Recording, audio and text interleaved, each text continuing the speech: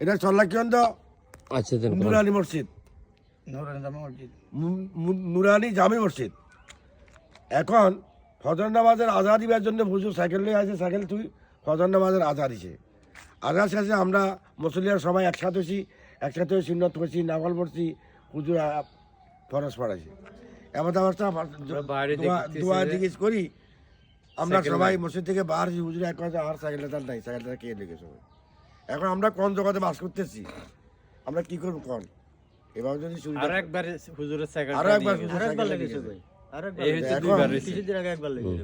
এখন আমরা কি করতে পারি? আচ্ছা সবাই আল্লাহর কাছে বিশ্বাস দেন, সবাই কি করবেন তাকে আল্লাহ হেদায়েত দান করো।